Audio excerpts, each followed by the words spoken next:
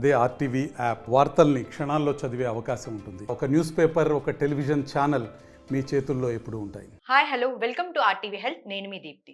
ఈ రోజు మనతో పాటు ఉన్నారు doctor Kaviti Gopalakrishna, laser cosmetic surgeon and cosmos hospitals. So వారితో మాట్లాడి తెలుసుకుందాం. Hello sir. Hello. Good afternoon. Good afternoon. Sir, జనరల్గా మనం చూసుకున్నట్లయితే చాలా మందిలో ఈ అన్వాంటెడ్ హెయిర్ అనేది ఎక్కువగా ఉంటుంది. ఎస్పెషల్లీ లేడీస్లో చూసుకున్నట్లయితే ఈ హార్మోనల్ ఇంబ్యాలెన్స్ వల్ల అన్వాంటెడ్ హెయిర్ ఎక్కువగా కనిపిస్తూ ఉంటుంది. సో అసలు ఈ అన్వాంటెడ్ హెయిర్ని ఎలా రిమూవ్ చేస్తారంటారు? Unwanted hair on unwanted areas బాడీలో, మోస్ట్లీ ఫేస్ మీద. మెన్కి పర్వాలేదు, లేడీస్కి నాట్ వాంటెడ్. సో అన్వాంటెడ్ హెయిర్కి రిమూవ్ చేయడానికి ఒక్కటే ఒక మార్గం ప్రపంచంలో ఇప్పుడు అవైలబుల్. ఒక్కటే ఒక మార్గం ఏంటి అంటే లేజర్ హెయిర్ రిమూవల్. లేజర్స్తో మాత్రమే ఈ హెయిర్ని మనం రిమూవ్ చేయగలుగుతాం, హెయిర్ రూట్ని డిస్ట్రాయ్ చేయగలుగుతాం.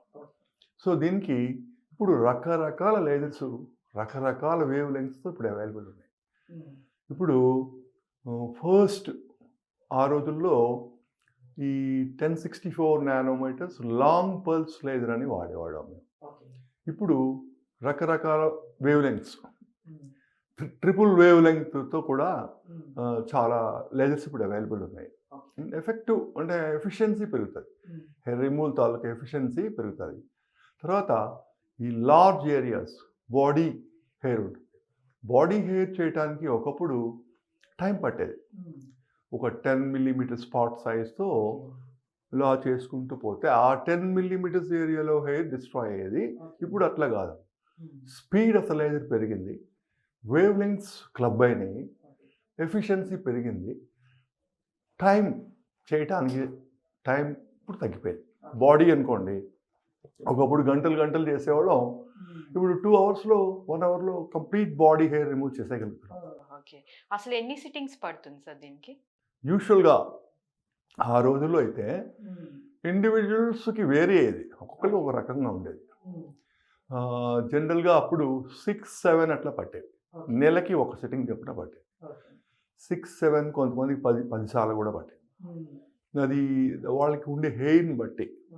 హెయిర్ కూడా వేరియస్ డెప్త్లో ఉంటారు, ఒకే ప్లేన్లో మనకి హెయిర్ ఉండదు. దానివల్ల తర్వాత hair anagen phase, telogen phase, catagen phase అని 3 ఫేజ్లో సైక్లింగ్ అవుతూ ఉంటుంది. Like the menstrual cycle, hair కూడా సైక్లింగ్ అవుతూ ఉంటుంది అన్నమాట. ఇప్పుడు ఈ లేజర్స్ అనేవి ఈ అనజన్ ఫేజ్లో ఉండే హెయిర్ని మాత్రమే డిస్ట్రాయ్ చేయగలుగుతాయి.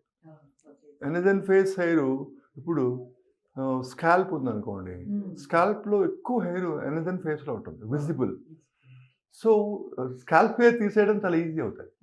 తర్వాత హెయిర్ అనేది ఎక్కువ హెయిర్ ఉందనుకోండి, థిక్ హెయిర్ ఉంది అనుకుని చాలామంది చాలా థిక్ హెయిర్ అండి, మరి ఎంత టైం పడుతుంది అని అడుగుతుంటారు. ఎంత థిక్గా హెయిర్ ఉంటే అంత ఎఫిషియెంట్గా మనకి హెయిర్ రిమూవల్ ఎంత ఎఫిషియెంట్గా అవుతుంది అన్నమాట. ఎంత థిక్ హెయిర్ అయితే. జనరల్ గా థిక్ హెయిర్ ఎక్కువ ఉంటే ఎక్కువ టైం కష్టం అనుకుంటారు. ఎంత థిక్ హెయిర్ ఉంటే ఈ లేజర్ తాలూకు ఎనర్జీని ఆ హెయిర్ అబ్జార్బ్ చేసుకుని సెల్ఫ్ డిస్ట్రాయ్ అవుతుంది అన్నమాట. మెలనిన్ క్రోమటోఫోర్ అంటారు. మెలనిన్ అంటే బ్లాక్ పిగ్మెంట్. ఈ బ్లాక్ పిగ్మెంట్ ఎంత ఎక్కువ ఉంటే అంత ఎఫిషియెంట్గా. తర్వాత ఎంత థిన్ హెయిర్, ఎంత తక్కువ హెయిర్ ఉందనుకోండి, థిన్ హెయిర్ ఉందనుకోండి, అందరూ అంటారు చాలా తక్కువ ఉందండి కొంచెమే అంటారు. అదే కష్టం. ఇది రివర్స్ అనమాట. వాళ్ళు అనుకునేదానికి రివర్స్ ఇది.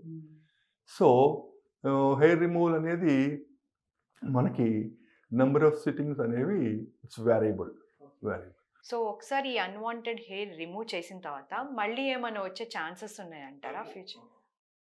మోస్ట్లీ హెయిర్ రిమూవల్ కొన్ని సిట్టింగ్స్ పడుతుంది. ఆ సిట్టింగ్స్ అయిపోయినాక 90% ఆఫ్ ద హెయిర్ తగ్గిపోతుంది. 1-2 అట్లా వస్తూనే ఉంటాయి. కొన్ని డీపర్ ప్లేన్స్లో ఉండే వాటికి లేజరు వెళ్ళదు అక్కడికి. లేజర్స్ ఎప్పుడు కూడా లేజర్ అంటే లైటే. లేజర్ అనేది ఓన్లీ లైటే, అది కొంత డెప్త్ వరకే మనకి అది వెళ్తుంది. అక్కడ ఉండే హెయిర్ అంతా కూడా డిస్ట్రాయ్ అయిపోతుంది అనమాట. సో మనం డాక్టర్ గారు ఇప్పుడు వింటూ ఉన్నాం లైక్ హెయిర్ ప్యాచెస్ అని, హెయిర్ ఎక్స్టెన్షన్స్ అని ఇట్లాంటివి. సో దాని గురించి చెప్పండి. అంటే ఇప్పుడు బ్యాల్ హెయిర్ లాస్ ఉండే వాళ్ళకి ఇప్పుడు now beautiful solution, easy way. అంటే ట్రాన్స్ప్లాంట్ చేసుకుంటే మళ్ళా టైం పడుతుంది, ఎక్స్పెన్సివ్, ఇవన్నీ ఆలోచించుకుంటే most of our film stars తీసుకుంటే చాలామందికి అదంతా వాళ్ళ హెయిర్ అని అనుకుంటాం మనం, కానీ ప్యాచెస్ వాడతారు. ఇప్పుడు ఒకప్పుడు విగ్స్ అని ఉండేవి, అది క్రూడ్ టెక్నాలజీతో అప్పుడు విగ్స్ ఉండేవి. ఇప్పుడు ప్యాచెస్ అంటే ఒక ప్యాచ్ ఫుల్ హెయిర్తోనే వస్తుంది. ఆ ప్యాచ్ని మనకి ఫిక్స్ చేసి మనకి ఏ రకంగా హెయిర్ కట్ కావాలో ఆ రకంగా చేసుకుంటే అది బాగుంటుంది చాలా. అసలు మనకి ప్యాచ్ అని తెలియదు బయటకు. ప్యాచెస్ ఫిక్స్ చేయడం కూడా ఒకసారి చేసినాక అది చాలా రోజుల వరకు అదే వాడుతాం. మనం హెయిర్ కట్ చేసుకుంటాం మామూలుగాను, ప్యాచ్ ఫిక్స్ చేసినాక ఆ ప్యాచ్కి మనం హ్యూమన్ హెయిరే.